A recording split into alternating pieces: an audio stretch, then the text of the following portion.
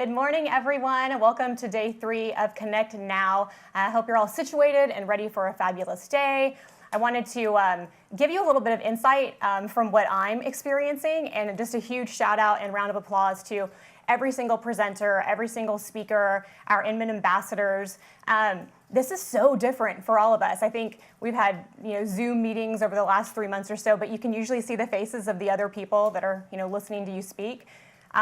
So my situation, I'm talking into a really fancy camera right now that they sent me. So thank you guys for sending this to me. But it's so funny because I see people walking outside of my house right now waving with their dogs. So totally new. This has just been so awesome. And I'm so excited that I've had the opportunity to be a part of it. So thank you, Inman community, for supporting everyone this week. So with that being said, we have a jam-packed day, a ton of great speakers. You're going to really enjoy it. As always, remember, everything is going to be on demand. So if you do need to let the dog out or do something else, don't worry. You can watch it later, anytime, for years to come.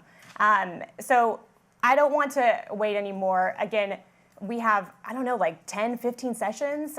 It's going to be absolutely great. So let's jump right in. We're going to start off talking about steering the ship in stormy waters. The last 3 months have been pretty chaotic, so leaders have had the chance to really step up and show everyone what they've got. And I couldn't be more proud of brokerages across the United States on how we've handled the last 90 days. So without further ado, welcome to the virtual stage, Claylia Peters and Adam Conto, CEO of RE/MAX.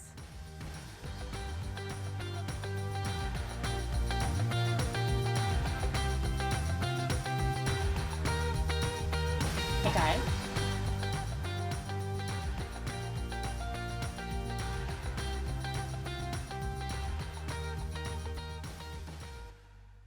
Hi guys. And hi Adam. Good morning. Good morning. I just want to give everyone a little context. I loved how Katie just introduced where she was. I am coming to you guys live from the library of my parents' home in Connecticut. Adam, do you want to just tell us where you are? I am in a very small reading room in my basement in Denver. I feel just the same way that Katie does, that I miss getting to see the whole Inman community from the stage. It's always such an important part of the experience for me, but I'm delighted to be here virtually with them and with you. So Adam, we have a sort of weighty topic today, and I'm delighted to be discussing this topic with you because I think you bring such a broad experience to your role as a leader in our community. So I just wanted to start off, our panel is titled Steering a Big Ship in Stormy Waters. And, I wanted to acknowledge this has been such a complex, turbulent time in so many different ways in the past couple of months. Where do you think we go from here? What do you think this is calling on us as a community to do? I love this question because this really helps us get to a point of understanding a direction in solution. And I say a direction, not a destination, because solving the challenges that we're dealing with in society today, both COVID as well as the race issues and things like that we have to absolutely recognize and confront head on in all of our hearts and souls and minds. This is it's not an endpoint. This is a continuous destination that we have to understand in all of these things. For instance, how we see another human being has to be reflected upon every time we see another human being. We need to be conscious where we're going. We need to be loving where we're going and kind. And all of the things that led up to this point kind of, unfortunately put us to this point, and we have to say no more and understand that is the journey of the future instead of the destination of the future. Yeah, I loved how you described this as sort of an unfolding process as opposed to a place that we're trying to get to. And, when you and I talked to prep for this panel, we talked a little bit about your background in the military and spending time in the police department. And you explained a concept that I thought was really interesting and helpful, which is the concept of VUCA. Do you want to talk a little bit about that and how that's guiding you and some of your reactions in this period? Sure, and thanks for asking that question, clearly. I think this is really important for all business leaders to understand, because if we don't wrap our heads around where we're at, we'll never be able to find a North Star to head in the direction that we need to go. So in the 1990s, the Army War College came up with a concept that describes post-Cold War battlefields. And they're multidimensional. And there are different pressures, different aspects of both community as well as the people that are on that chessboard have to deal with. And what they came up with is an acronym that spells out VUCA, V-U-C-A. And it stands for volatility, uncertainty, complexity, and ambiguity. And I encourage everybody to go do a little research on this, because it's very much indicative of the societal pressures we are dealing with today. And it helps you understand the direction that we can come of this in order to make our communities a better place. And there's a lot of intelligence to this thought. So there is a flip side to VUCA, and I'm sure you want to get into that. But the reality is we are in a volatile environment, a very complex environment. Unless we get our arms around that, we're not going to be able to go in the direction that we need to go in. Yeah, and I thought a point that you made when we talked as well was that uncertainty can cause people to have a number of different reactions. And you talked specifically about a freeze reaction. Do you want to talk a little bit about that? And because that was helpful for me personally, actually. Sure.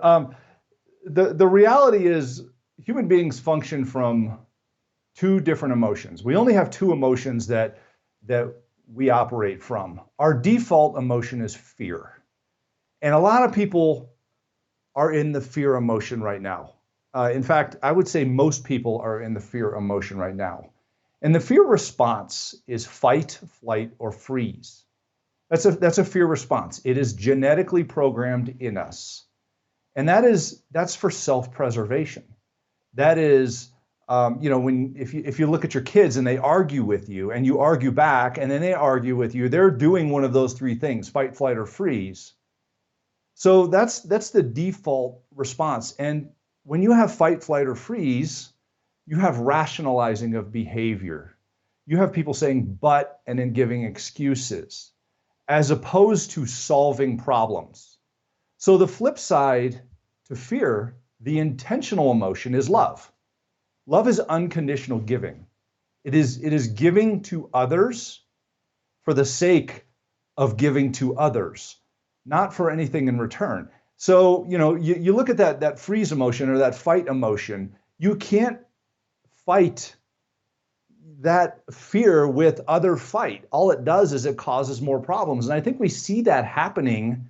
You have to approach these things from a position of calm and love in order to solve these challenges that we're facing right now and put ourselves in the right direction. Yeah, and it's so interesting because I think that goes from the smallest thing, right? I'm quarantining with my two children, one who's 3, one who's 1, and I certainly see that and working with them. But it also goes to the biggest issues that we're facing in society right now.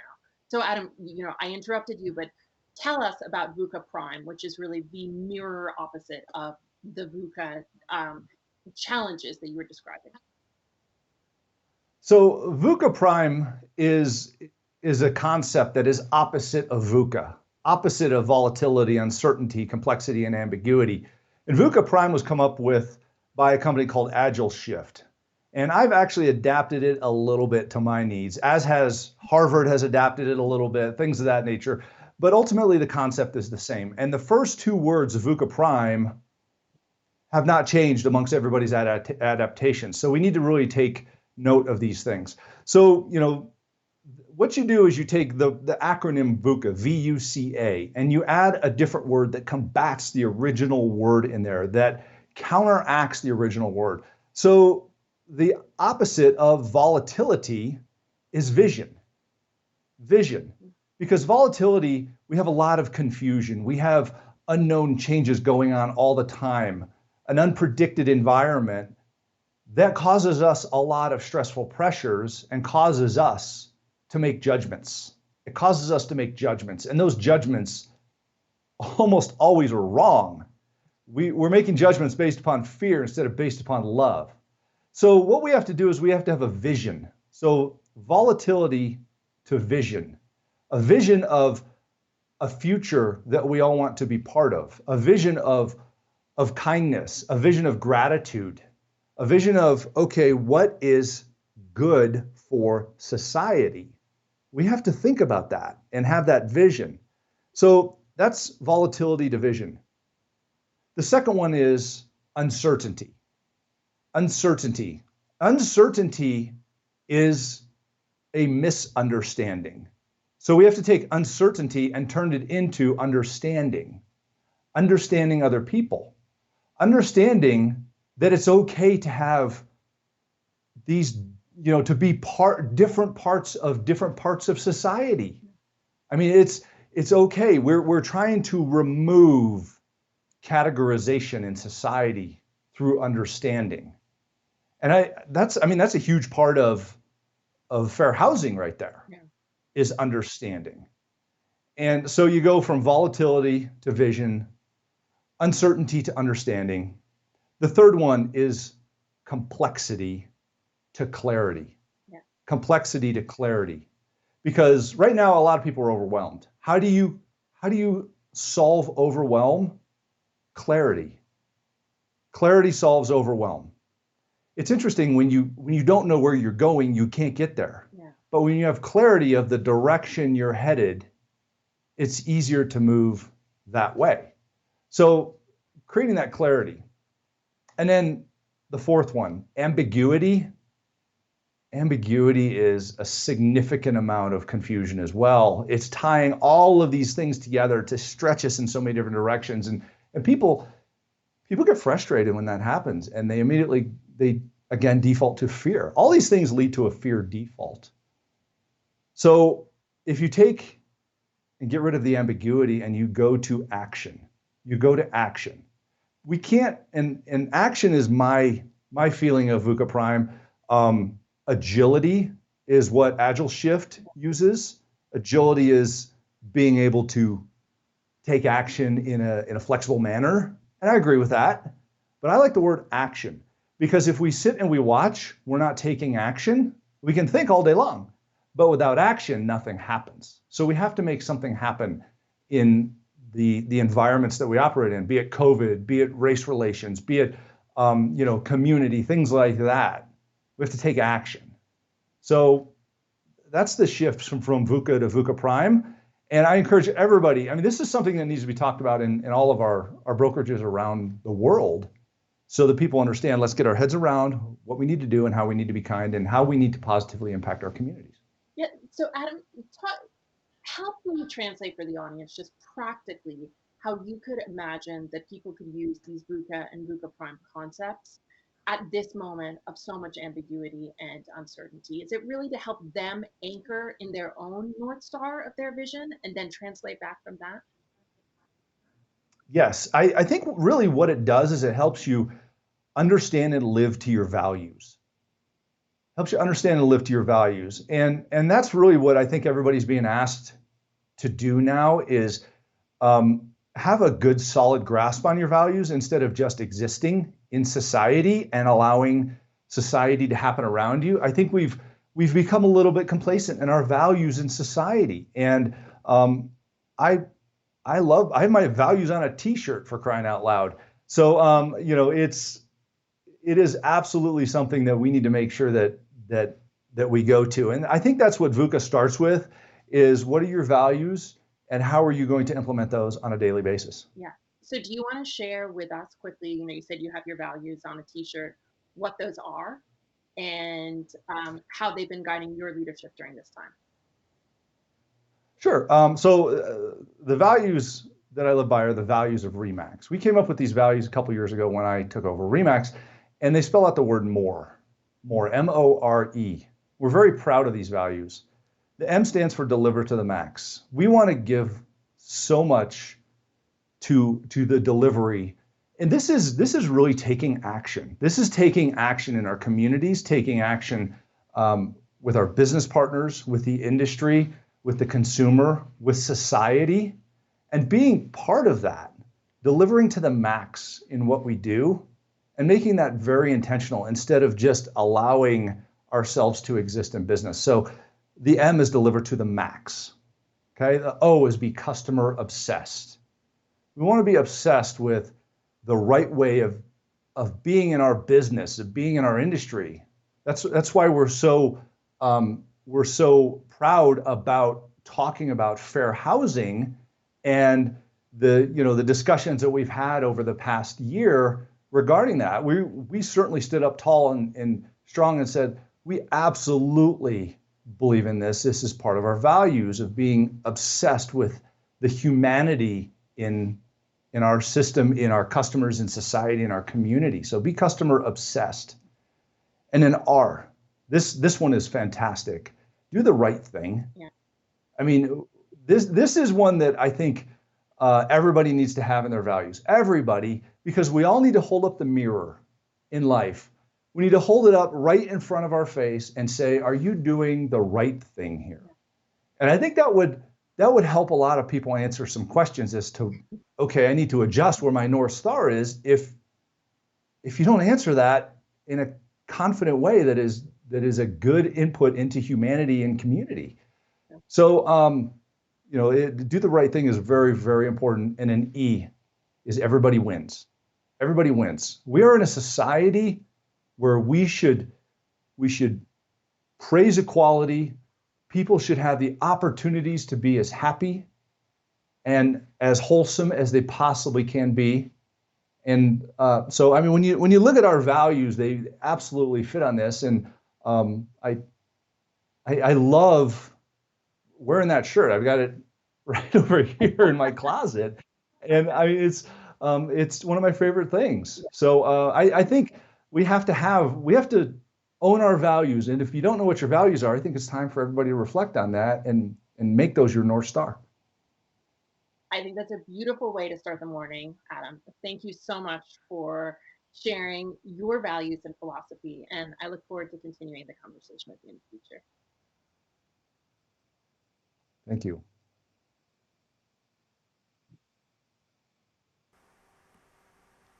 How amazing was that? I'm thinking if any of you are pondering what kind of tattoo you want to get this summer, maybe VUCA Prime should be your choice. That was amazing, really. I enjoyed that very, very much. All right, let's move on with strategies, how we should be running our business right now. Let's talk about data, all of the things that make us successful, right? I am going to now bring to the stage, again, virtually, Mike Del Prete to inform us about navigating real estate's upheaval.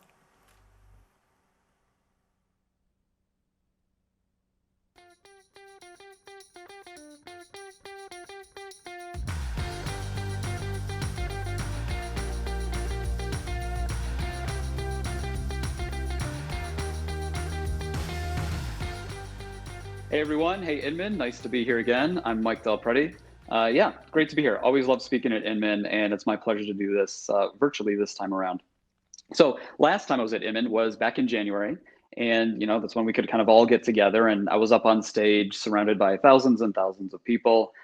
Now I'm working from my home office, surrounded by my family, and they know probably more than they need to know about iBuyers and real estate portals to be healthy for them. But here we are. So last time I was on stage, I had this quote: "The industry's moving very slowly, but it's never moved this fast." And again, this was back in January before all of this happened. And you can see like this quote has never been more true than it is now.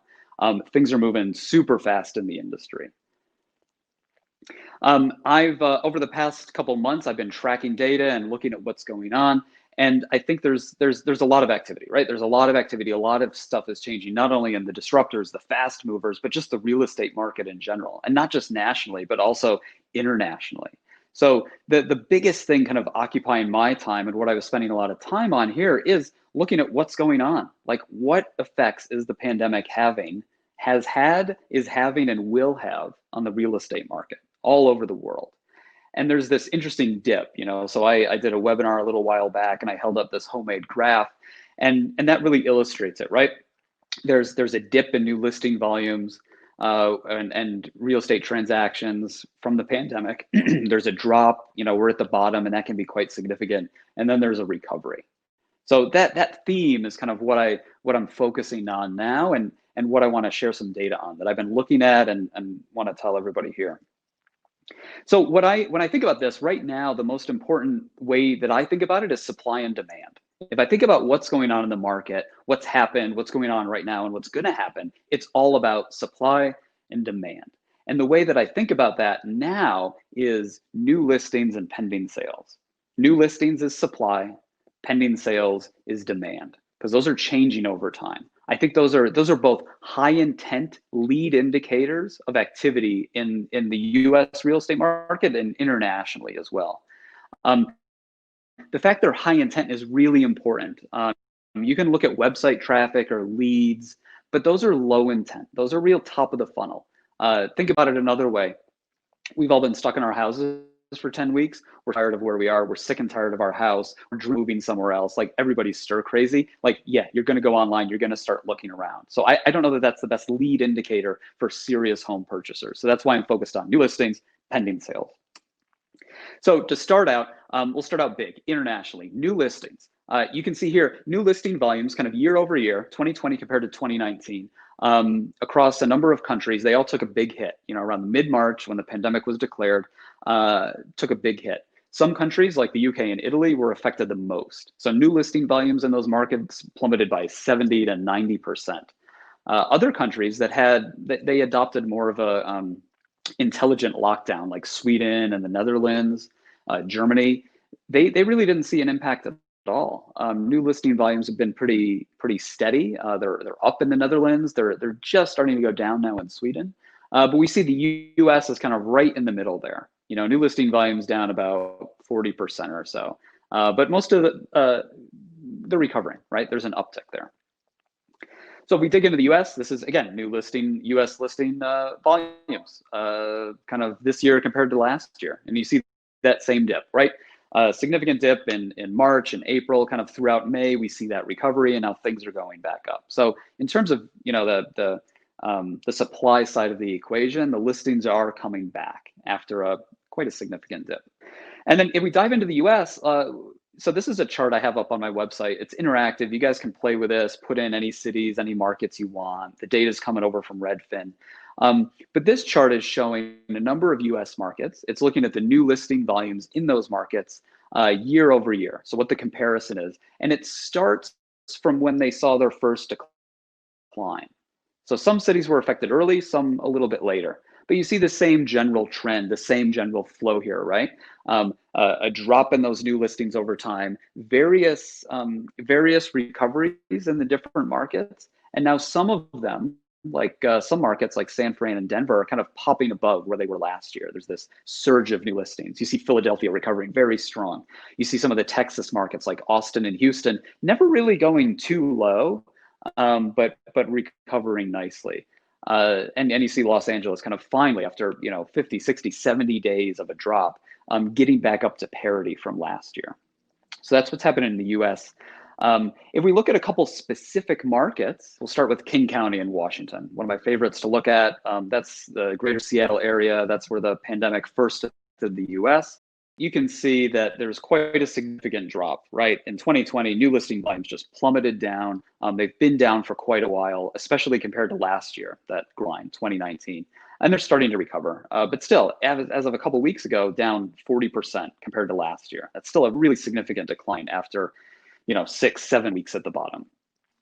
Another market I love to look at is Austin in Texas. A lot of those Texas markets weren't affected as significantly as other US markets. If you looked at just the blue line, you might think nothing's changed. It looks kind of the same. It's relatively steady.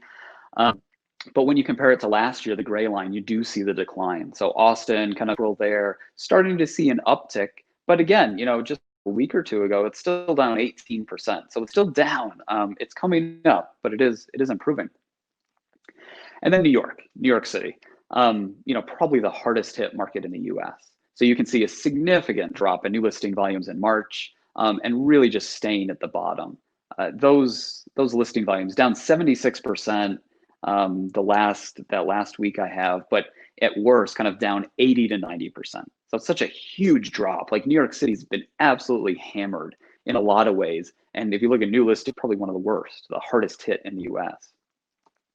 I was looking around the other day and I saw this quote from a real estate brokerage, New York's the biggest market, saying real estate's bouncing back strong right now and we're thriving in this environment.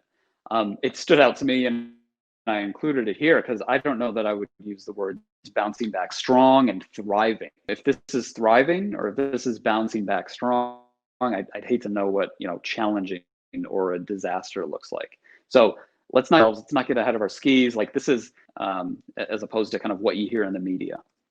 So the next part of the equation to look at is demand, right? If we're looking at supply and demand, now we're going to look at demand. And I think the best proxy for buyer demand is pending sales. It's not people looking at a website. It's not people filling out a form. Those are all low intent. I want high intent buyer demand. And that's people going out, looking at houses, making an offer and having that offer accepted. I think that's the best we have. And that's what I'm looking at. So again, a couple more graphs I've thrown up on my website. You can look at this for any market, but this shows pending sales in 2020. So from the 1st of January up till nearly the end of May for a bunch of markets. And you can see kind of what you'd expect, right? This big dip in March and April, and then starting to recover. I'd like to call your attention to a couple different markets here that I'll pull out. The first are the ones that are recovering strongly. So Houston, Chicago, Tampa, those all stand out to me, right? They've all reached pending sale levels higher than before the pre-pandemic, right? They've all recovered well. You can look at a couple other markets like LA, Philadelphia, and San Francisco. They're all recovering, but they're not at pre-pandemic levels. They're still subdued. They're still low. So sales are improving. In many markets they're improving, but they haven't recovered, right? And some markets are recovering much faster and much quicker than others. Now that's just looking at pending sales over time. What we also need to do is look at it year over year, because we do have the spring uptick in housing activity. So just looking at it on a week-to-week basis doesn't provide a complete picture of the market and what's happening. So if you're out there, you're looking for data, there's tons of data, there's too much data. Look for as many data points as you can. Look for what's happening on a weekly basis, but also compare it to last year, because that's going to give you a really important perspective. So that's what this next chart does. Right, this is showing pending sales compared to last year. And you see, again, what you'd expect, this big drop in March, some markets recovering, some markets not recovering. Again, calling out a couple highlights here, you can see Austin and Tampa recovered very strong. So not only are they up on a weekly basis, but compared to last year, they're at a higher level than they were. They're at a higher level today than they were last year, up 10 to 20%. Other markets like San Fran and Philly, they're recovering, absolutely recovering and doing well there, but they're still down year on year. They're still down compared to where they should be or where they were last. So I think this is super interesting. Now, supply and demand. Let's pull it all together. Why is this important? So let's look at both of this. And for me, the ultimate question, and there's a lot of people out there looking at different things. And for me, what's kind of keeping me interested and engaged in this is thinking about the rates of increase. And looking at, is supply increasing faster than demand? Or is demand increasing faster than supply?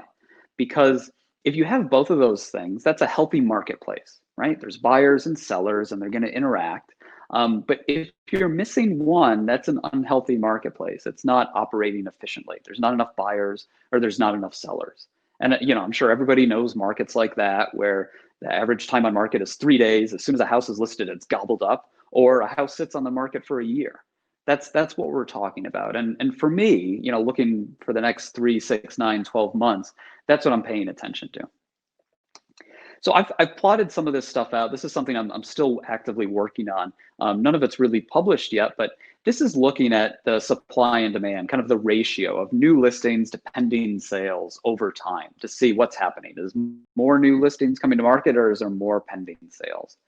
And if you're kind of above this line, that's where demand outstrips supply. And below it, there's more supply than there is demand. So that blue line is kind of the 1-to-1 ratio. That means for every new listing coming to market, there's one pending sale. in the same period of time. And you can see, markets like Seattle, Austin, super hot, right? There's a lot of demand and there's not enough supply. Other markets like New York and San Fran, a bit of a different story. Buyers are still not back. And again, if you kind of plot this out, as I've done, you can see some markets where supply is rising faster than demand and other markets where demand is rising faster than supply. This is benchmarked against some numbers from last year. So I'm trying to get a complete picture here. It is small. I don't really care if you can see it or not. That's not the point. The point here is supply and demand are changing. They're changing on a daily, weekly, monthly basis. And it's totally different on every market. So if you see national numbers, it just doesn't matter. I mean, that's national. But if you're in a particular market and you want to know what's going to happen over the next year, you got to be looking at supply and demand and kind of see what happens over time. So to sum up all these market stats, right, if you've been kind of dozing off and you're just paying attention now, here's the key takeaways. New listings, seller demand, the proxy for seller demand, they're recovering in most markets, but they're still down, many markets 10 to 30% from last year. Pending sales, that proxy for buyer demand, that's recovering in most markets as well, but it's still down 20 to 40% from last year. And then lastly, that supply and demand growth, that metric there, that's mixed. It really depends on the market. So that's a key metric to watch going forward. So in speaking of going forward, let's talk about the recovery and what this might look like. So the image that I have in my mind is a river that's been dammed. All right. So if you have a river, there's a flow of water, a steady state flow of water, and those are real estate transactions. If you dam it, which is what the pandemic did and the associated lockdowns, that flow stops. And you see that in those graphs, right? When the graphs drop to the bottom, that's what's happening. There's stopping. There's no new listings. There's no pending sales. There's no transactions. So that dam, builds up all that water for 1 to 2 months. And now what's happened is the dam has been released. In every U.S. market, the dam's been released, and there's just this flood of all that backed up water, all that pent up demand. So when you look at the increase in new listings or pending sales, that's a big impact. We're not just kind of getting back to normal. We're dealing with the pent up demand that's been kind of sitting there behind the dam for the past 2 months. And I can illustrate that with some numbers here. So first, this is, again, looking at some of my charts, this is looking at new listing volumes in Pennsylvania and Michigan. And you can see, Detroit, Grand Rapids, Philadelphia, Pittsburgh, they were all down 70 to 80% for weeks and weeks at a time. But once those restrictions were lifted in Michigan, you see what happened to Detroit and Grand Rapids. Just shot up. That's the surge of all that pent up demand. All these folks that wanted to list their homes but couldn't are now able to get to the market. So there's this huge surge. At the time this graph was made, Philly and Pittsburgh, real estate was still non-essential in Pennsylvania, so they're still at the bottom. But the same thing, you can see it in the updated numbers. They jolt right to the top. If we go international, we look at the UK. So the light blue line here is new listings, new inventory. You can see once the UK shut down the housing market, that new listings were down 80 to 90%, huge decline. But once the government reopened the market, you see exactly what happens there. Same thing, there's this shot up, right? Because the dam, it's just been holding all that pent up demand, and now it can finally get to market. And they're going up, quite quickly. And then lastly, if we go back to one of my earlier charts looking at new listing volumes internationally, you see Italy here in the light gray line. Italy was in lockdown for 8 or 9 weeks. New listing volumes plummeted by 70, 80%. In the span of 1 week, when restrictions were lifted, they surged right back up to normal levels, just in 1 week. So it shows like that pent up demand in these markets that are locked down hard, whether it's Italy, the UK, Michigan, or Pennsylvania, there's a big surge of new activity. But that surge is just that, it's a surge, right? And if you think of a river being dammed up, that surge of water is temporary, right? That is not the new level there. So that's right now, the dam has been lifted and there's a surge. That's where we are in the US. We don't know what the next month is going to give us, but I think it'd be reasonable to expect we're not going to maintain those levels, and there might be getting back to those new normal levels. So it's going to be super interesting to track that going forward, see what the numbers and the metrics look like over time. Now I want to talk about iBuyers. Every time I'm up on stage, I talk about iBuyers. So I think it's worth talking about what the pandemic kind of is impacting the iBuyer marketplace and what's happening with these companies. So I think 2020 is going to be driven by three key themes for the iBuyer industry. First is surviving a pandemic. This is the pandemic has kind of threatened a lot of business models around the world, in the US, in real estate, and iBuyers are no exception. The second is the path to profitability. This is something I've chatted about for the past year, so it's still true. And the last is this key theme of further integration with the traditional industry. So I'll talk through each one of those briefly. First, in terms of surviving the pandemic, yeah, this is what happens when you can't buy and sell houses. It turns out, iBuyers stopped buying. You cannot be an iBuyer without buying houses. They've all started purchasing again, and they're back active. The key for them is relevancy, right? The world has changed. The real estate market has changed. The iBuyers need to get back to the market and prove that their model is still relevant. They need to prove that it can work, both from a health and safety standpoint, but also from a business model standpoint. So they have to get back to the market. And that's what we're seeing right now is, okay, what fees are people willing to pay in this environment?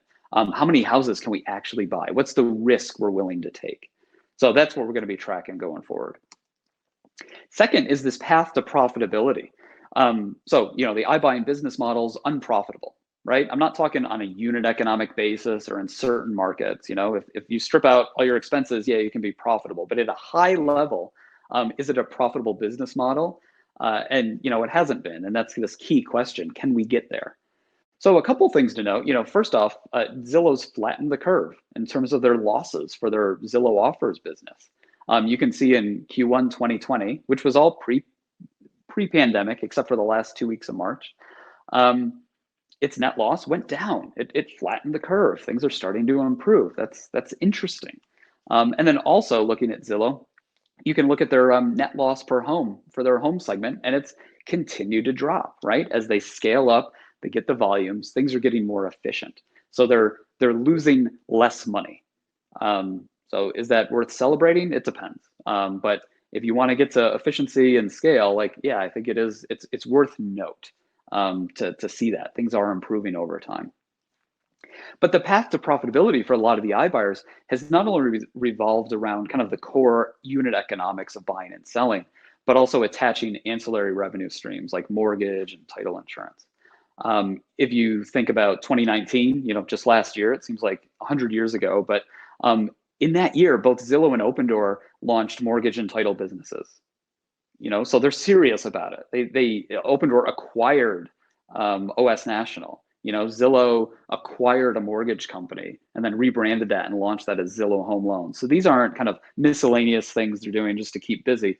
These are big initiatives, and we're going to have to see what happens. So that path to profitability is totally dependent on mortgage and title, which is the battleground, I think, of the next 12 to 18 to 24 months here. Everybody's going after that, not just iBuyers.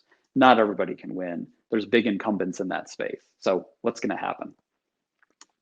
The third theme is the traditional industry and iBuyers kind of continuing to integrate and come together.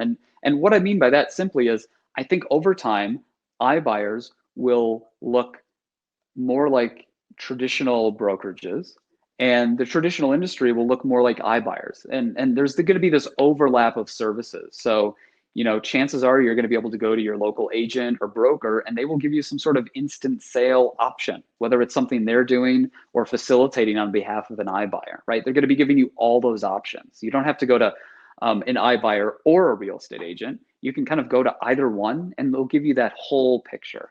And then same with iBuyers. I see them kind of tacking back to the traditional industry and saying, call us up and we're going to help you sell your home, buy your home, whatever it is. We're going to help you. We're the one-stop shop for all of that. So lastly, there's so much change going on in the industry. It's happening so fast. I want to talk about what it takes to move from just surviving to thriving. Who's going to win in this market? So I got 3 principles. The first is moving fast. The companies that can move the fastest are best positioned to win and thrive in this environment. As an example, think about virtual tours, the thing everybody can't stop talking about over the past 2 months. So in a pandemic and a lockdown where a week feels like a year, time is really important. So virtual tours, there's companies out there that launched virtual tour solutions in March, and there's some that launched them in May. What does it mean to move fast? It means doing it in March. So the companies that launch something in March, you're moving really fast. Second, invest if you can, right? Everybody's kind of pulling back and there's layoffs and marketing budgets are being cut. But the companies that are able to actually invest, whether that's hiring, spending more money on marketing, they're going to be able to accelerate out of this faster than everybody else. And the third point is meeting consumer demand. So consumer demand is changing, whether they want virtual tours or online notarization, whatever it is, you got to meet consumer demand. And the companies that do that better and faster are going to win in this space. So tying all those together, you actually get kind of a nice sentence or an equation, right? You're going to thrive. Companies and individuals and teams will thrive if they can invest and move fast to meet consumer demand. That's the key. The industry's moving fast now. We got to tie all this together. So I'll wrap up today by going back to where I started, this quote, right, from January. The industry is moving very slowly, but it's never moved this fast. Still true today, but I want to amend it a little bit and say this: the industry is moving very fast right now. There's a lot of stuff changing. You know, now it is important to understand even more than ever what's happening, what the impact is, and figuring out what you can do to stay ahead of that curve. Thanks a lot. I'm Mike Del Prete. We'll see you next time, Inman.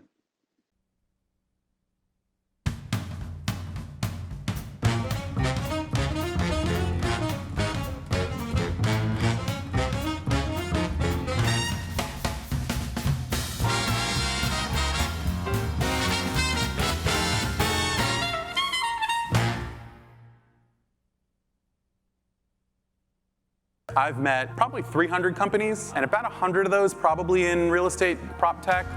I've done one investment, and that was in Side. We look for companies of consequence. To my mind, Side really is in a league of its own. The future of brokerage is really where the agent and the agent team is the center of the universe and is then powered by technology and operations behind the scene. But it's about your brand, and it's about helping you succeed, and I believe that that's the winning model.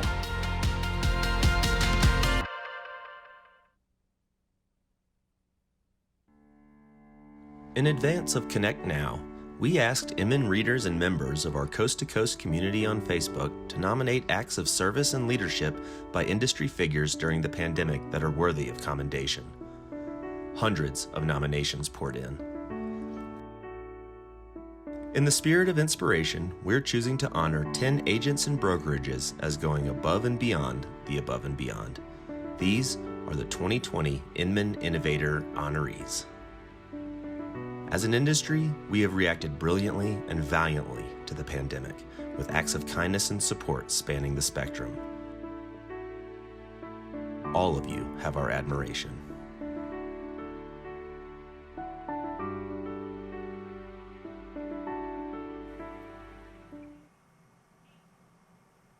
Let's talk about advances in purchasing a home. Things are changing.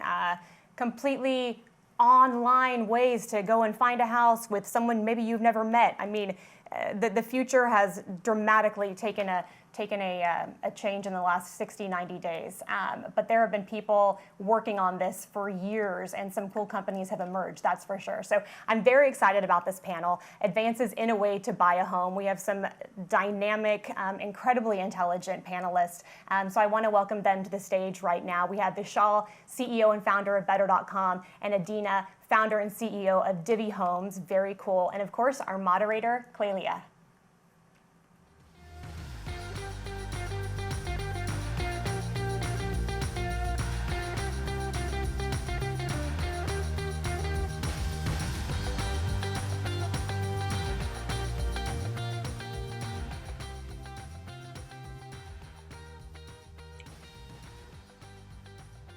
Guys, it is my pleasure to be here now with Adina Hafetz of Divvy and Vishal Garg of Better. And we're going to be talking about how this moment is impacting financing. So maybe you can both start. Adina, let's start with you by just giving a little introduction to who you are, your company, and also just tell us where you are. Sure. So hi, everyone. My name is Adina Hafetz. I'm the CEO of Divvy Homes. Divvy creates homeowners. So what we are is an alternative to a mortgage for those who maybe can't access a mortgage today. And what we let you do is we pick out a home, we'll purchase it on your behalf. We'll let you then rent the home back from us for up to a period of 3 years. And during that period, we charge you market rate rent. And then on top of it, we let you buy equity in the house while you're renting it. That equity can then be applied towards a down payment if you want to buy the house back at any point during that time, or you can walk away and get cashed out for that equity portion at any point. And so the real value of what we do is we give you the flexibility of renting with the wealth building power of home ownership. And we let you get into a house today if you couldn't traditionally access one through a mortgage. And I am in Oakland, California, so working from home. Great. Vishal, do you want to jump in and let us know where you are? And, I think many people are going to be familiar with Better, but maybe you can tell us a little bit about it from your perspective. Sure. Thank you so much for having me. I am here on my terrace. We're still working from home in Tribeca, down in Manhattan, with all the craziness that's taking place here in New York. Feels like we're somewhat removed from it all, so we're very, very thankful for that. But Better is the fastest growing home ownership company in America today. We're providing home finance to consumers, making it better, faster, cheaper for them to afford a better house in a better school district with a better commute. And the way we do that is by removing the bulk of the paperwork involved in the process, by automating the process, by closing faster, and by leveraging our network of 32 plus investors to have some of the highest approval rates and the lowest interest rates in the industry.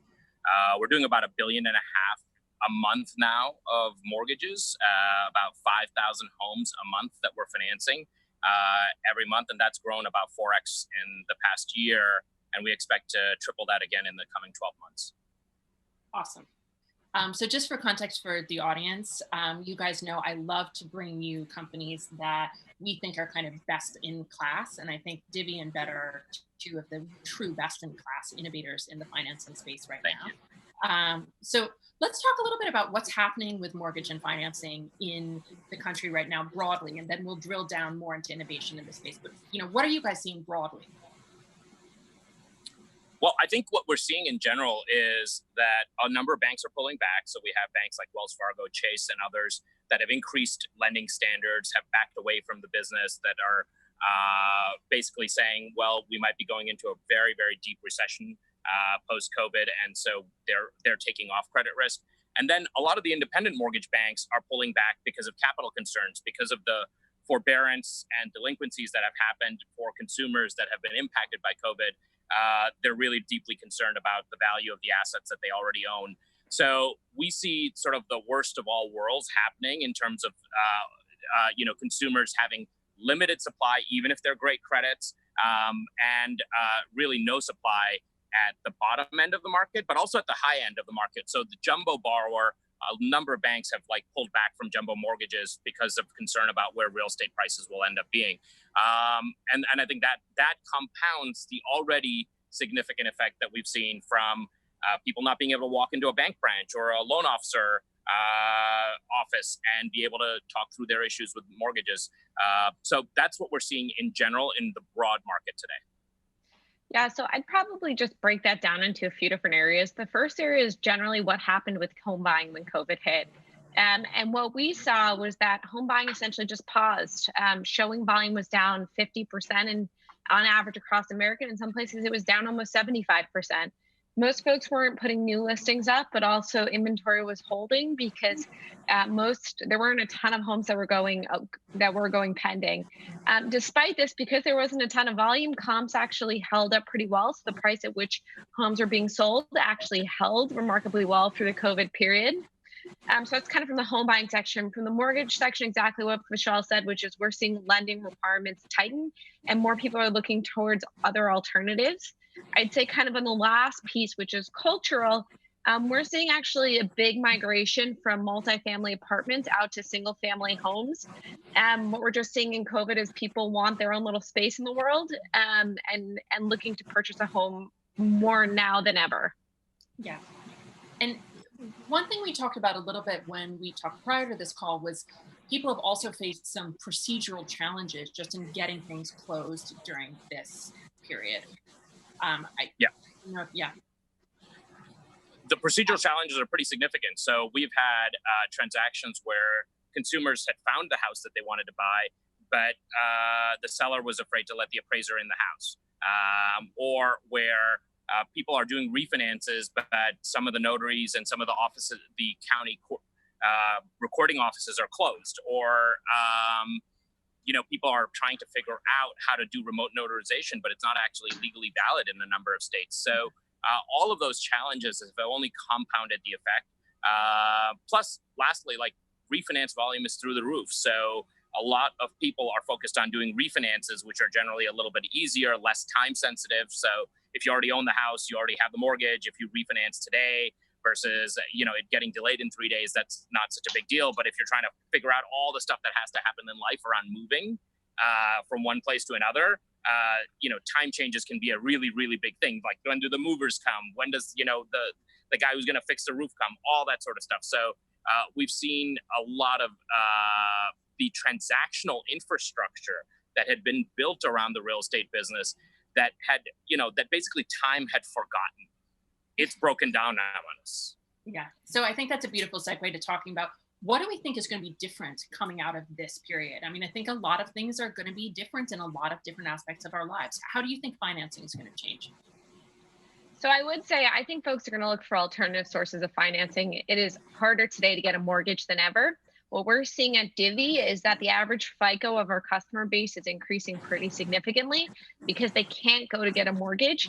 Additionally, we track the percent of our customers who have had a mortgage decline, so have applied for a mortgage within the last 6 months and weren't able to get one.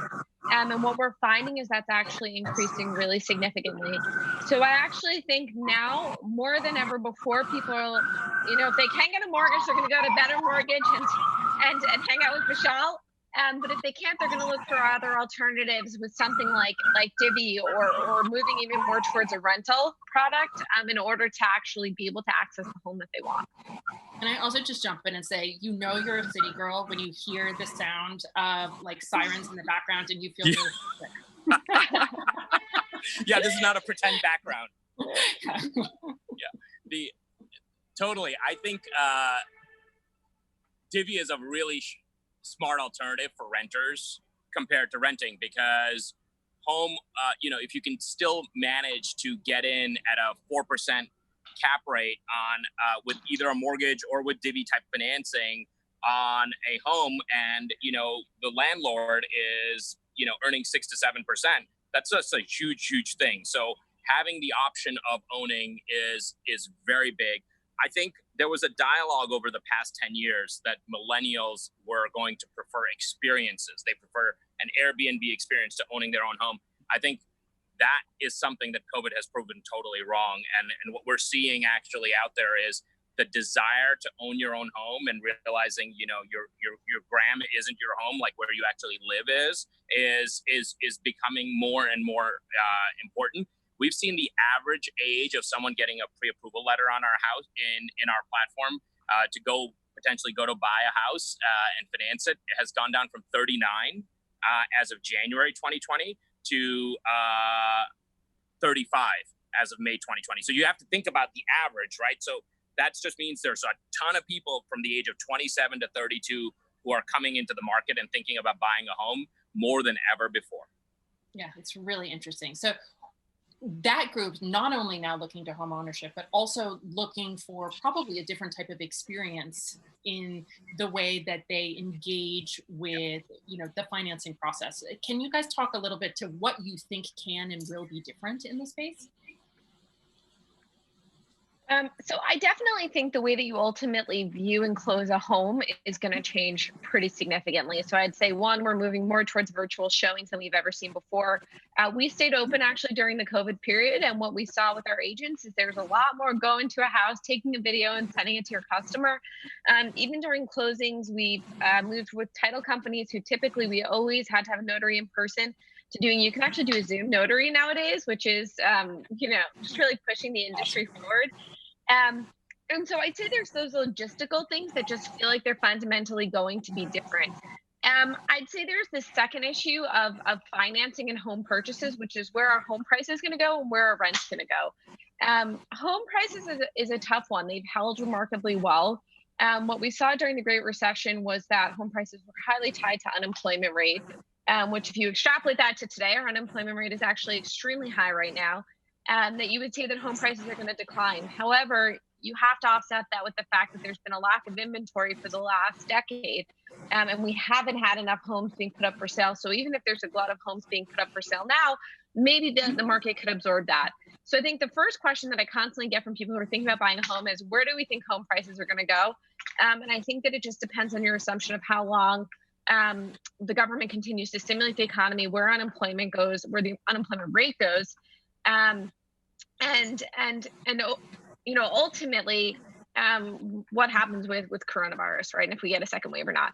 On the rental piece, I think that what we're seeing right now is rents have held relatively steady. We're seeing in some places multifamily rents are coming down, but single family rental prices have held more or less consistent.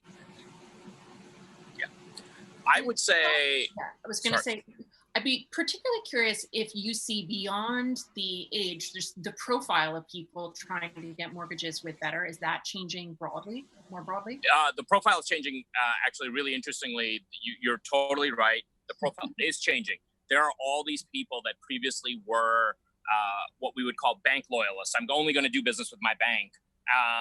And their bank's closed for business. So if they want to do a refinance, they're coming to us. There are all these people that previously would only do business with their guy or gal that they knew, their mortgage broker, but that person isn't able to fulfill because they don't have the technology, or they don't have the remote notarization, the appraisal, or they can't provide the rates as quickly. So I feel like what's happening is almost like that the future is being pushed forward much, much faster. And there was a whole contingent of the industry that said, well, yeah, the industry's changing, but I'm 57 years old, I'm retiring in 8 years, I'm just going to keep doing business my old way until I retire. And, like the world's going to be different. Like if you're you, Mr. 30-something person, are going to deal with this, not me. And now those folks are being forced to use it. It's kind of like, I remember my mom, when she realized that the only way to get a hold of me was not by calling me and leaving me voicemail, but like texting me. And so she eventually finally got an iPhone and started texting and doing all that stuff. And I think it's, we have these populations of the market that have chosen that are going to adopt. Secondly, I think there's just going to be this question of supply. There's going to be a lot of people, and I think you see this in Connecticut, you see this in in places like Westchester, you see it in Long Island. There are a lot of people who have retired who are holding on to houses that are just too big for them.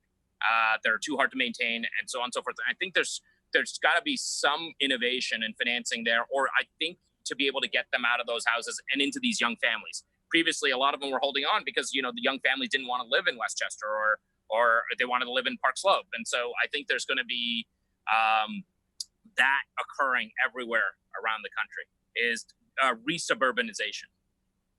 Really interesting. Guys, we're about to wrap up, but I'm wondering, a quick thought from both of you about, for the realtors in the audience, how you think the relationship for them is potentially going to shift with their clients around financing, and what they need to be thinking about to stay relevant in this environment. My biggest push is you've got to get creative. We're not living in the same world we were in 3 months ago. And your customers are depending on you. They're depending on you to be able to help them access a home, whether it's for a rental or for a home purchase. And I think that there is a hope that as their realtor, you're going to be able to look at the financing options and move away from just taking them to their traditional, Bank of America or community bank down the road, and instead starting to push them to do things like go online and apply for Better, or look at Divvy as an option. And I think it's an important point to their job now, which is you are required to do more than just work with your traditional broker, but instead explore these new technologies. It's interesting. It makes me think a little bit about iBuying and how that's, some people have capitalized on that opportunity by starting to offer potential sellers the option to look even at iBuying pricing. I think that we may be moving into a world for buyers where we should be offering them more of a smorgasbord of financing options. Vishal, I don't know if you want to jump in. Totally. I think people want to know how much something is going to cost them, and they want to know instantly. And the mortgage industry is built around a traditional loan officer who calls you with a quote and then calls you one thing changes and has to call you 20 minutes later, and so on and so forth. And I think people are going to want to compare what's my monthly payment across 4 different houses all at the same time. And I don't think the industry is built for that. I think we have an industry that's going to be forced to change. We haven't had an event like COVID probably since the combination of the Vietnam War plus like the OPEC crisis basically led to, you know, a really cataclysmic sea change in what has happened. And the real estate industry has been built on what's happened in 1980 onwards, right? Where interest rates have come down slowly like this from basically 18% to near 0%. And you know, and the economy's grown and everything's happened. Now we're going to go to this other thing. Consumer expectations are going to be changed, and all these consumers are coming into the market today. They have no memory of anything about the prior real estate experience. So it'll be interesting to see who the winners and losers end up being. But usually when you have volatility in any market, and this is through 6,000 years of humanity, the technologically superior counterparty is the one that emerges the winner in a volatile world. Yeah, well, let's wrap with that idea that, you know, it's good for everyone right now to be exploring all of the options that are available to them and their clients. Thank you guys so much. It's always such a pleasure to talk to you. Thank you so much for having us. Appreciate it. Bye. Bye. Thanks, Clelia.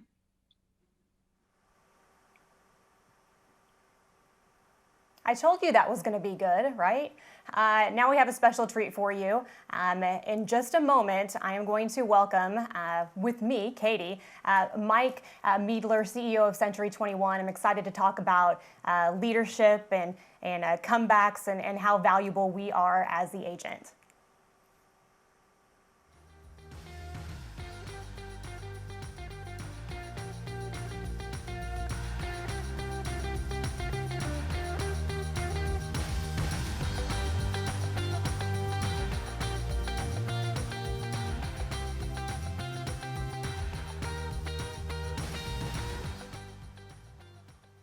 Hi, Mike. How are you?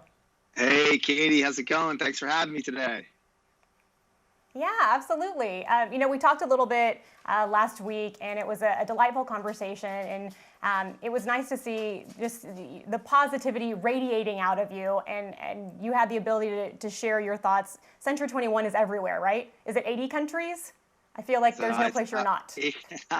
It's about 84 countries right now. It kind of adds every couple of weeks, and we just announced that we're well over 11,000 offices, 135,000 sales professionals globally, and you know, it's an interesting organization, and certainly every market is a little bit different. But you know, I think the title of this slide is just so true, especially in right now's marketplace, where, you know, not just our country, but the entire world's been challenged with the, you know, health pandemic, that the real estate agent being not just the center of the transaction, but of their communities, our value is as high as it's ever been, and our communities need us more now than ever. You know, speaking of community, I think it would be it would almost be inappropriate for me not to ask you this as the CEO in the position that you hold. Talk to me about, if you don't mind, just the current state of America in general, considering turning my TV off this morning before we started this and seeing brutality and racism, and it's finally at the forefront, and we're talking about it. Do you have anything that you'd like to share with the audience? Absolutely. And I appreciate you touching upon that. I mean, I think, you know, like I said, in the earlier state call 12 weeks ago, when not just the United States, not just the real estate community, but the whole world was dealing with a health pandemic, you know, it kind of felt like we were all in this together, right? And literally, since we talked at the end of last week, the current state of the nation changed. You know, people are angry, people are upset, people are emotional, and they deserve to be. I mean, there's, you know, racial inequality going on out there that we can't stand for, not just as a country, but as an industry. And that's why I think, again, our value is so important, because, you know, whether it's us giving back or trying to provide the dream of home ownership, we are the ones setting the tone for equality in small business, equality in our local neighborhoods, equality in fair housing, I mean, it's us who have to set that tone. I was lucky enough yesterday to welcome a new Black-owned company, literally in your marketplace in Houston. And before I started with why Century 21 is so great and welcome aboard, I touched upon that and how we at Century 21 have for 50 years been on the front line and fighting for that equality. And I think it's important for us, and I've heard all the great speakers that Inman's had talk about this issue. And, I think for me personally, even I need to do more. We all need to do more, not just in talking about it, but in our actions. And so, that's going to be one of my goals for the foreseeable future. We've always been involved with NAREB and NAREP and NOGLREP and all of the industry trade associations that, support diversity. But we have to do more as an organization. We have to do more as an industry. I agree. Thank you for that. I feel like there's finally some momentum and people are listening, which is going to make a world of a difference, especially when people like you are standing up and talking about it. Talk to me about what you've seen. We talked a little bit about China. Can you give me some insight into what you're seeing there and how things are changing, because they're so much further ahead than we are when it comes to COVID? Yeah. Absolutely. So, China is one of our biggest regions. In fact, we have 5,000 offices, close to 30,000 sales professionals there. And as everybody knows, they were kind of the first ones into this, right? In December, January, their CEO was giving me updates on kind of where the country was at.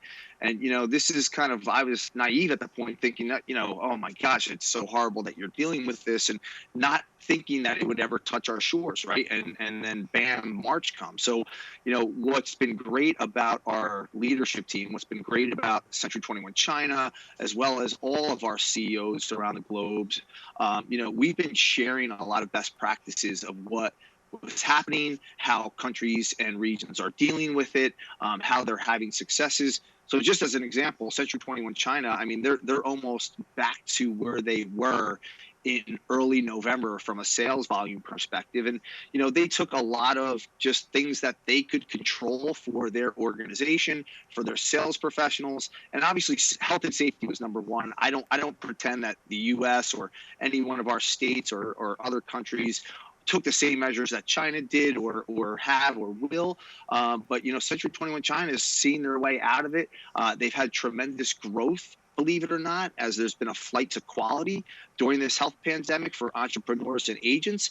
And, they put in place a lot of cool things, which we actually adopted and kind of duplicated from them.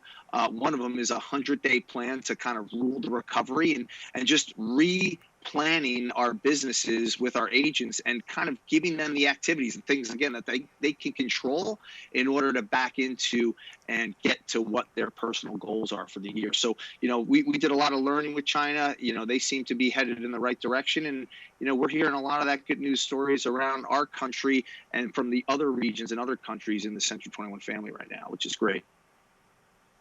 How great. I mean, it's fantastic. So I think about 3 months ago, we didn't know what was going to happen. Like, are we going to have jobs in 3 months? I have no idea what's happening right now. And to see the comeback across the world is so great, so wonderful. And, there are some states that said, what we do is not essential, and it's essential in other areas. I'm in Houston, and we were essential the entire time, which was fantastic as long as we were staying safe. So I think it's even during a pandemic, when it talks about how essential an agent is, I'm happy to see that there is absolutely no question. So let's talk about that a little bit and how the agent really stepped up in situations like this and how our value is so much, it's just incredibly valuable. Yeah, I mean, and it's been, a tale of different tapes all around our country, right? And all around the world. In Michigan and Pennsylvania, as an example, where it's non-essential, things were shut down, and agents were, like you said, am I going to have a job? How am I going to put food on the table? How am I going to make money? How am I going to get to my personal goals? All those things.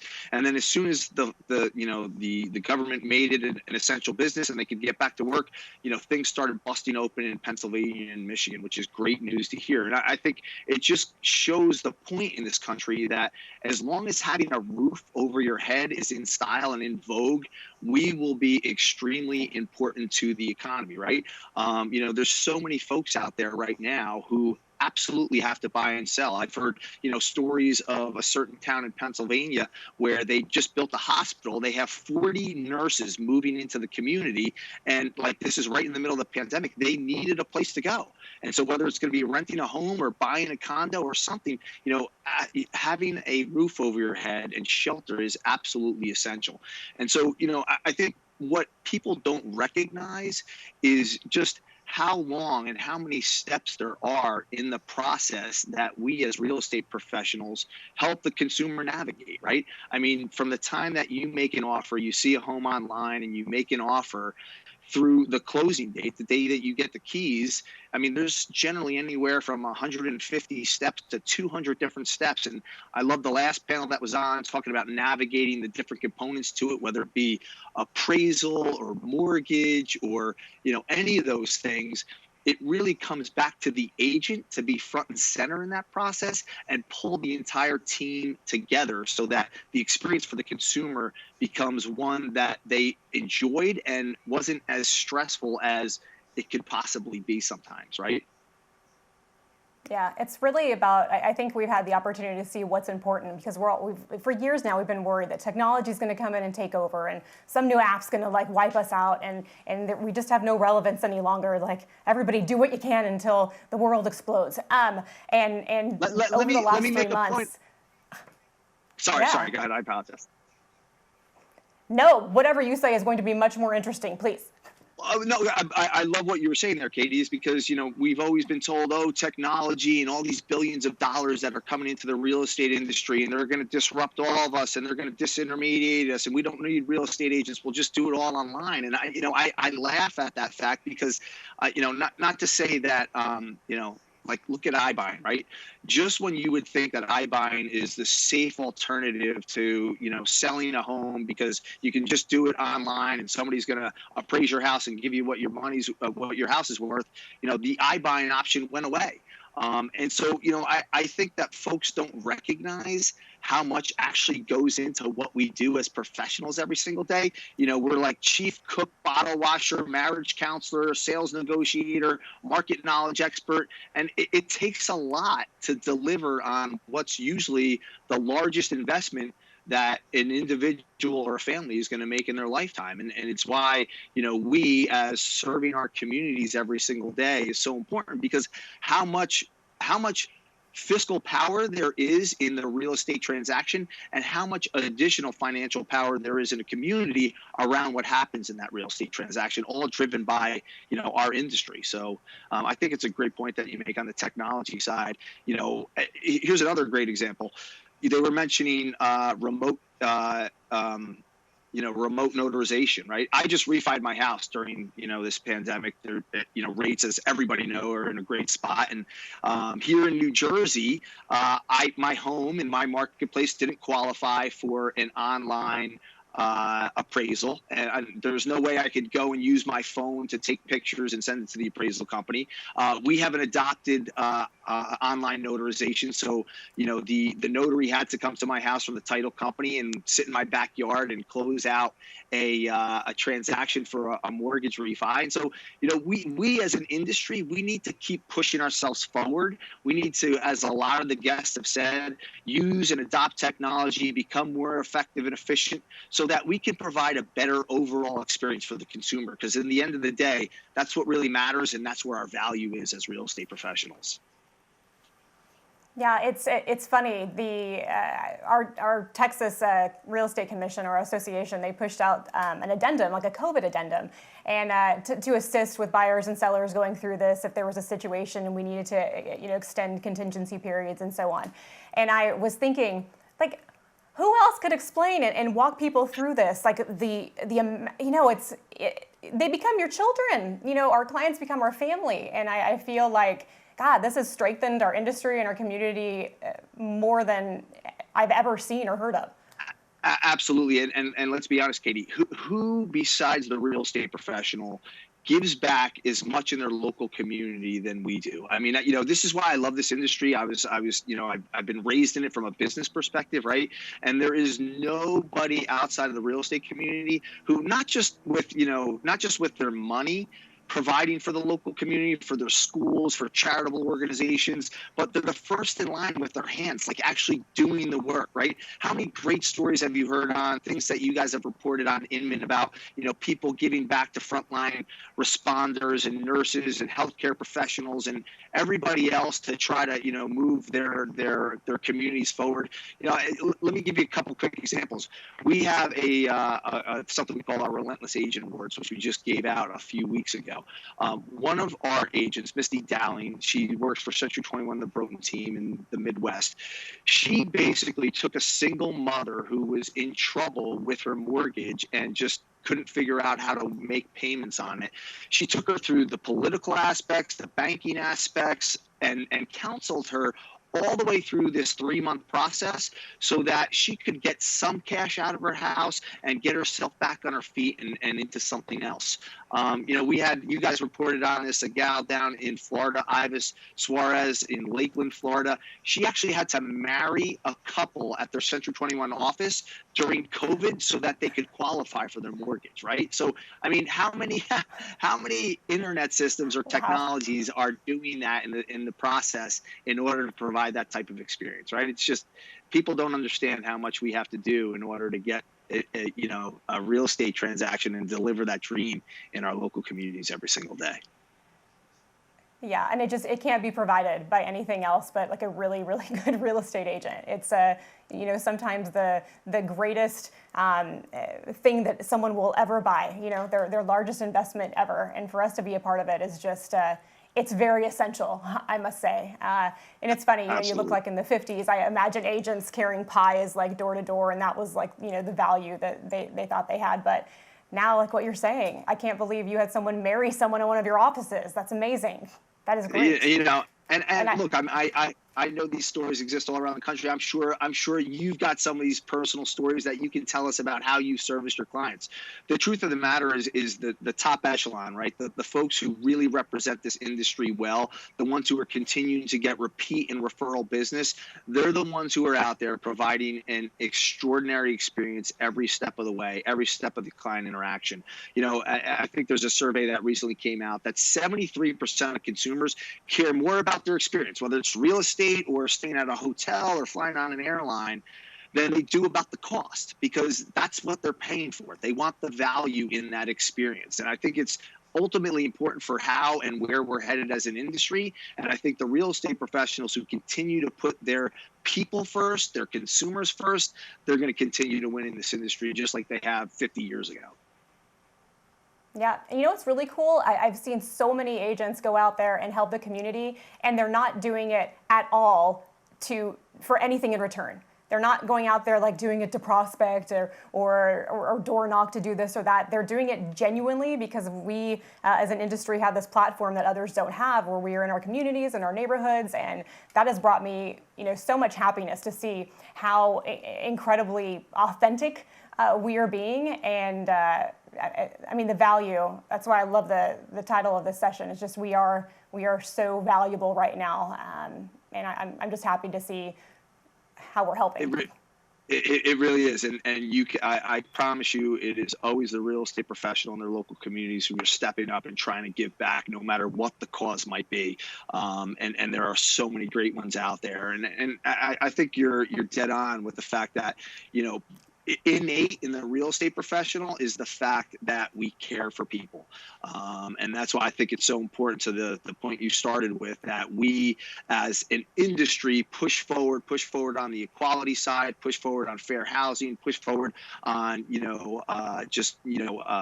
how we diversify small business and our real estate industry. And at the end of the day, to deliver the dream of home ownership, because it's what truly moves our economy. But again, where else besides your home are you going to have some of the most intimate moments in your life, create some of the most, spectacular memories, raise families? And, in this day and age, as you and I were joking about last week, teaching kids lifelong lessons like, the blue jay that fell out of the tree, right? I mean, it's just, this is where our memories are created. And now in this day and age, and I think one of the other folks just mentioned it, having shelter and shelter over your head and what you're doing inside is even more important given scenarios and situations like the COVID pandemic that we went through, right? Right here, I'm sitting in my basement. It's my home office, right? Right down the road here, like 15 yards away, is my home gym where I have my treadmill. My table over there has become, the place where I eat my lunch, my cafeteria. So, I think our industry, and as one of the last panelists was saying, I think you're going to see a lot of folks refiguring out what they want out of their home, what they want out of their shelter, and it's going to drive a lot of demand. And I think the biggest point to what I've heard a lot of so far is how do we get that inventory out there? We've got to find a way for consumers to understand that they could sell their homes safely. And again, our value is so high right now because of the uncertainty in the marketplace. What's my home worth? How do I sell it safely? It's up to us to help that consumer navigate the market, navigate the government hurdles, navigate the local processes so that we can truly deliver on that experience for them. I agree completely. We have the platform. We're here to deliver to our communities, bring our neighborhoods together. Everyone should be reaching out and saying, hey, this is where we stand right now. This is where the value is on your home, and just being that asset for them for the rest of forever. Mike, thank you so much. I sincerely appreciate you being here. Brad does as well. I hope you have a wonderful day in your basement office. Stay safe out there, everybody. Appreciate the time, Katie. Take care, everyone. Thanks, Mike. Thanks. All right, that was great. I appreciate him very much. And by the way, what he was referring to the other day when we were chatting, my daughter ran in because she found a dead blue jay in our pool. And it was pretty traumatic. And I will always remember that in this house. Anywho, we'll be back soon with Paul Levine, Constance Friedman, and Clelia talking about why money isn't drying up innovation.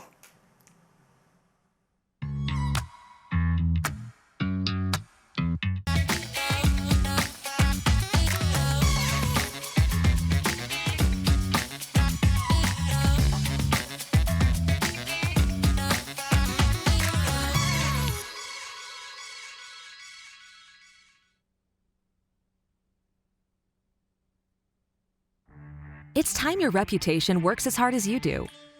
Rate My Agent is a digital marketing platform built for great agents to harness the power of verified reviews. From the free profile to collect and gather reviews, to the digital pro tools that bring reviews to life, through targeted online ads, listing reports, integration with Google My Business, and more.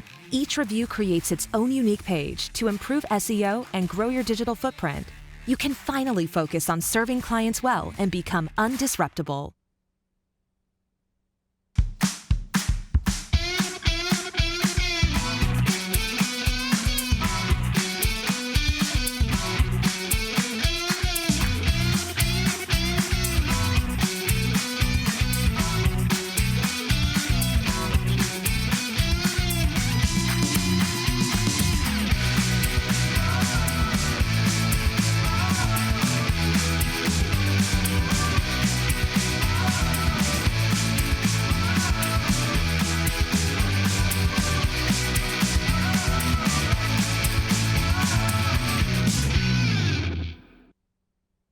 Normally at Connect events, we invite entrepreneurs and startups to pitch their companies to the Inman community from the main stage.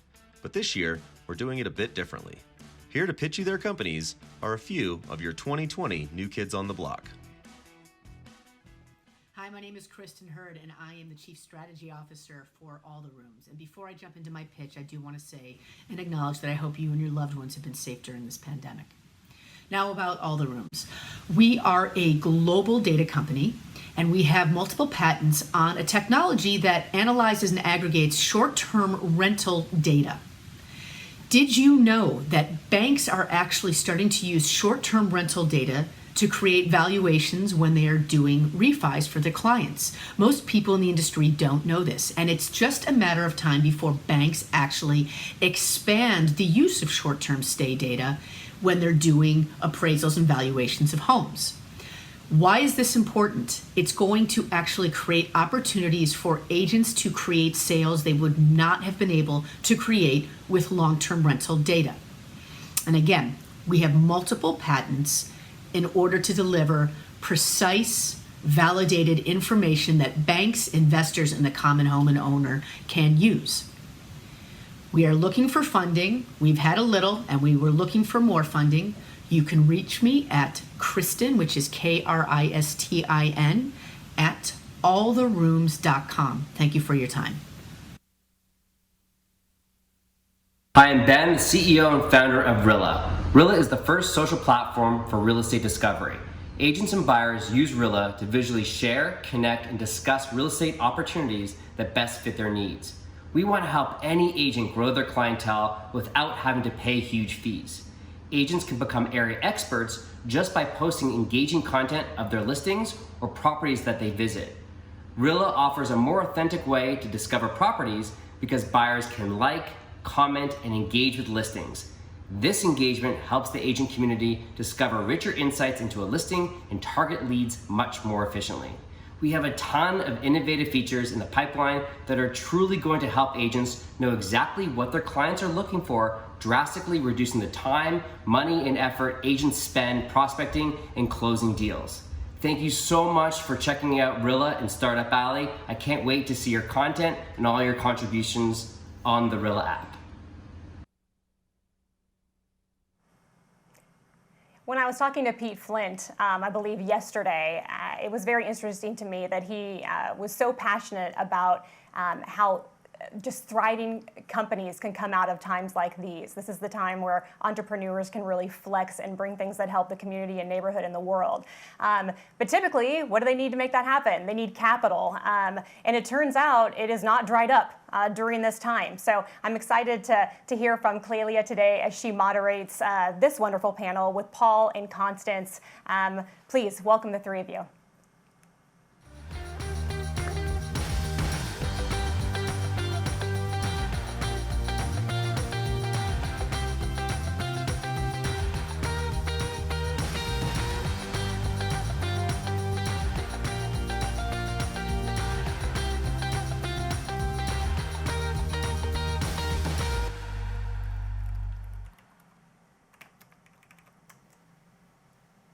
Hi guys, there, now I can see you.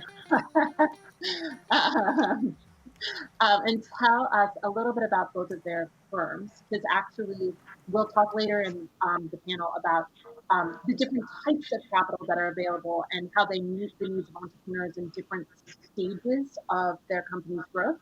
And I think it's helpful maybe to just start with a description of the different types of capital that Sapphire and Modern provide. Paul, do you want to kick off? Yeah, for sure. So nice to be with you this afternoon. So yeah, I'm Paul Levine. I'm a managing director at Sapphire Ventures. Just maybe briefly before that, I've been on the Inman stage in the past. I've been working at the intersection of real estate and technology for about 15 years. Ran real estate at Yahoo years ago, and then most recently was the COO and then president of Trulia, from our startup days to public company and through to our acquisition by Zillow. So love the combination of real estate and innovation. And then at Sapphire, we're a growth stage venture firm. Firm's been around for about 15 years. We are generalists, so just look for innovative tech companies really across the landscape. Our kind of theme or mantra is finding companies of consequence. So we love to help build global category leaders. And we have done a number of real estate related investments. We were investors in DocuSign, Reonomy, and most recently Side. But we invest really across the full tech landscape. Constance, tell us a little bit about Modern. Sure. So we invest in technology companies around real estate, finance, insurance, and home services. Now, while we are very focused on the sector, we do take a generalist approach to this as well. So we really do like companies that are outside the industry that can be applicable inside the industry. And so companies like DocuSign are a good example where you would never call that real estate tech, but surely it's applicable. And, a number of other companies that, I'm sure we'll talk about here, but we have been around since, so we started investing in this strategy in about 2008. So we've certainly invested through the cycles. And I think that that's a point of probably topic that we'll talk about here. And we have both the fund, in which we generally invest in companies 2 to 20 million in revenue, as well as a network that we've built up over the last decade of about 700 executives and corporations in the industry, many who I know are in the audience. And then finally, we have what's called the Passport program, which is a 7-month program that we run to help bring companies into the industry and connect them with our partners across the industry. So, very hands-on, operational in the industry, but like I said, take a kind of generalist approach to it. Great. So let's drill down into 2 different things you guys talked about. Starting first with this distinction between generalist funds and sector-specific funds. And, I would just note that in the past 5 years or so, we've seen an explosion of sector-specific funds focused on prop tech, which really was a category that emerged in the last few years. So what do you both think will happen in kind of the generalist landscape and the prop tech landscape over the course of the next, let's say, couple of years? Yeah, so I'll start that out. So having invested in the space since 2008, we were doing it before, prop tech was cool. And so, but what I really you guys are both kind of OGs of tech and real estate, I gotta say. So what I'd say is that I think having invested through cycles, and I think Paul, it'll be really interesting to hear, having operated through cycles. One of the things that that drove our philosophy right away was, these markets are really, really big. So, real estate makes up about 17% of the US GDP, but about 4% or less than 4% of all venture capital dollars are being used to invest in real estate technology. It's a really big difference. And so, there's a lot of there's a lot of green space. And I think people finally realize that. And so some very specific prop tech funds popped up, which is really addressing this big gap in the market to try to help bring what, largely antiquated processes into the modern world and help innovate. So I think that's fantastic. In 2016, there was about $2 billion of investment going into real estate tech. Last year, there's some estimates that say as much as 32 billion. That's a really big number. And so, some of that coming from the prop tech space, some of that coming from more generalist funds, like Paul, having had so much experience in the space, and clearly you too, now moving into generalist funds to also address it. I think people are just really recognizing that there's a lot of opportunity to like I said, bring these industries into the future. And so it's really great to see people starting to address it. Yeah. Paul, maybe you can talk a little bit about what you think will happen with venture investing broadly. Will the money dry up or? So, yeah, I think economic cycles kind of are a fact of life in any investing business. And it's never fun when the cycle changes, but it is kind of inevitable. This particular moment is unique in a lot of ways, but I'd say generally venture investors are, sort of build their business and build their portfolios to navigate economic cycles. I would say in the moment, we've been very focused on our existing portfolio, helping our existing portfolio companies kind of adjust to the new reality, make the changes they need to make, because the plans that they built for 2020 in December or January, there's just, in most cases, there's been a lot of changes in the market that they're serving and what's going on. So that's kind of been an immediate focus for us, and I think for a lot of venture investors. But fundamentally, we're here to help build companies based on not on where the world is today, but where the world is going to be over the next 5 to 10 years. And we continue to believe that technology and innovation is just a transformative force in a whole bunch of different industries. And it's a bit of a truism, but some of the best companies are built in times like this, right?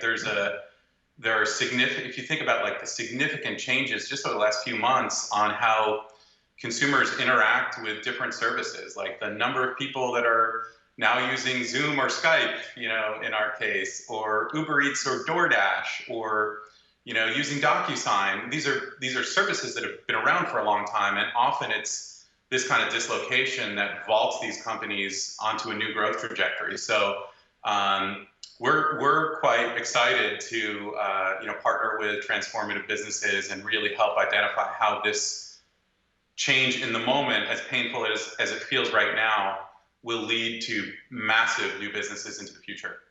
Yeah, and I would jump in here and make a couple of comments. One is that the way that funding of venture funds work, most of the funds that have a lot of funding today will continue to have a lot of funding for the next year or two. So it really, it won't be for a couple of years that we'll see a massive pullback on the capital side in terms of what's accessible to venture funds. And to Candace's point about, a 16x growth in investment in prop tech, I do think that we can continue to expect meaningful investment in the prop tech space from that pool of capital that exists. Some people have suggested, almost like the innovation is going to stop or the funding is going to pull back. And I would be very, very surprised if that happens. But maybe we can talk about where we think that investment is going to happen, because I think another distinction is different people invest at different phases in a company's life. And I know I've spoken to both of you about the fact that we think that there will be sort of good positions to be in right now and maybe more challenging positions to be in a company's life cycle. Does either one of you want to jump in and sort of talk about that? Paul, I know we've talked about this a lot. Maybe I'll jump in if that's all right. You're right in this. There is so much nuance in the world of venture. I think people think of venture capital as an industry, but actually there really are flavors, and different funds have different strategies and so on. So on this topic of kind of stage and where venture investors are investing, I would say it's been kind of amazing how late stage venture has continued to remain really active through this change in the cycle. And I think if you think of it as kind of like early, mid, and late, we've essentially seen this sort of barbelling effect where late stage venture seems to be quite active. Businesses that have clear product market fit, and that product market fit has held through COVID, are being chased by investors with all the same intensity that they've been for the last several years. The IPO market looks like it's kind of reopening. Zoom Info had a quite successful IPO this week. So that kind of like late stage investing appears to remain quite active. I also think if you go early seed stage investing, most investors who are investing at seed stage are basically investing in a team and a market opportunity with the expectation that it's going to take a year or maybe a couple of years to kind of iterate and figure out the product. And so seed investing continues to be quite active, it seems, because it doesn't really matter exactly what's going on in the market right now. If you found a team and an idea you love, put a few $1 million in and give them the next year or two to just focus and build. And then it's kind of the in-between, I'd say, where we've seen the most change and dislocation. So companies that had product market fit and now have lost it based on COVID, companies whose customer bases are really impacted. If your business is selling to the travel industry or vacation rentals or restaurants, or frankly, companies closer to home in the real estate business that are selling to retail or office, they're seeing a lot of layoffs and cost reduction, trying to conserve cash to be able to power through the downturn, not run out of money or not have to raise money in this environment. So we're kind of seeing that barbelling where there's continued, quite a bit of activity at early and late, and then that middle stage is where there seems to be the most change. Yeah. Guys, I'm so sorry. I'm just getting the indication that we need to wrap up a little early. So Constance, I don't know if you have any sort of final note that you want to make about this, or what you think is going to be happening in the venture space broadly. Yeah, well, maybe I'll kind of bring it to the specific to the real estate space. I mean, I think that the companies that I've seen do really well And back to like kind of the cycles and maybe by design are those that, like for example, when we look at any company, we say like, how will this perform during a downturn?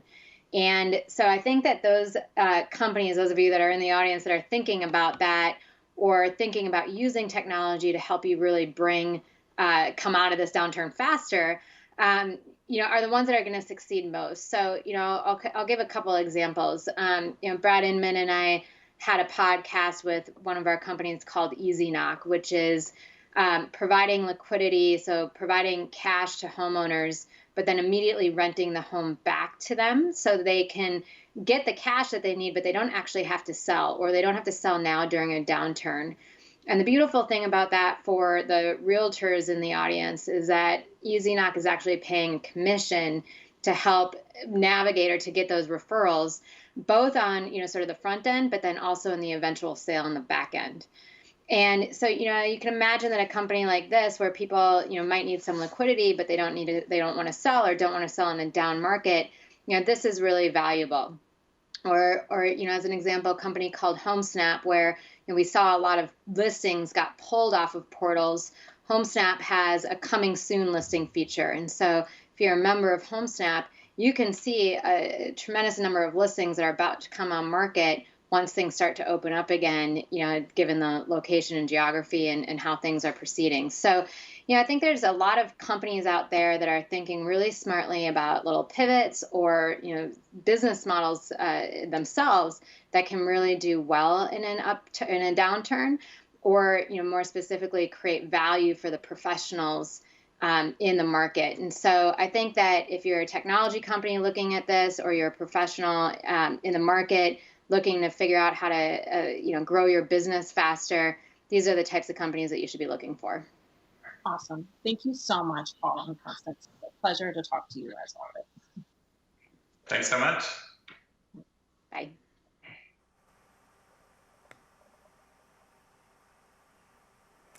That's it for the first part of day 3. In the beginning of our first session, we're all going to take a break really quick. We're going to come back at 2 p.m. Eastern. But let me tell you, I'm going to tease you a little bit. Is the office a goner?